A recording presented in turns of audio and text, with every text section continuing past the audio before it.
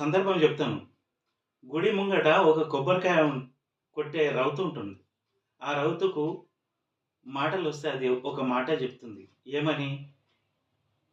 నేను గుడి ముంగట కొబ్బరికాయలు కొట్టే రాయినైనాను గానీ, నేను ఆ శిల్పి కొట్టే దెబ్బలు కొంచెం నేను భరిస్తే, నేను ఇవాళ పూజలు అందుకుంటుంటిని.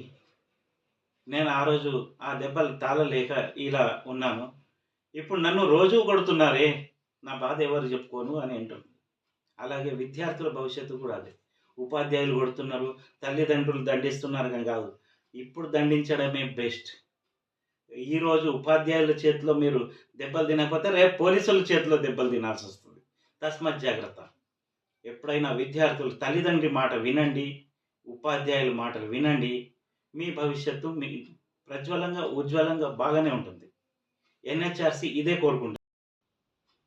రేపు ఇంటర్ ఫలితాల నేపథ్యంలో ఎన్‌హెచ్‌ఆర్‌సీ ఒకటే కోరుకుంటుంది విద్యార్థుల నుంచి. భవిష్యత్తు గురించి మీరు చదవడం.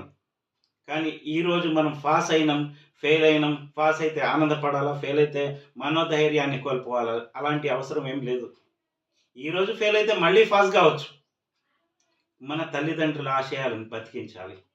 తల్లిదండ్రులు కాయ కష్టం చేసి మనల్ని పెంచి, పోషించి ఇంటర్ పరీక్షలు రాపిస్తున్నారు. అట్లాంటప్పుడు మనం ఈరోజు 10వ తరగతి గాని, ఇంటర్ గాని ఈరోజు మనం ఫెయిల్ అయితే ఇంకా మనం పరీక్షలు రాసే అవకాశం ఉంది. రాయాల. కానీ అదే పరీక్షల్లో మనం శ్రద్ధ పెట్టాలి. ఈరోజు మనోధైర్యాన్ని కోల్పోయే అవకాశం ఉంది గదా! అదే ధైర్యం నేను ఖచ్చితంగా పాస్ అవుతా, ఖచ్చితంగా నేను చదువుకుంటా. ఆ ధ్యాస పెడితే ఇలాంటివి రావు. కాబట్టి ప్రతి విద్యార్థులకు నేను కోరుకునేదేంటంటే మనోధైర్యంతోటి ఉండండి.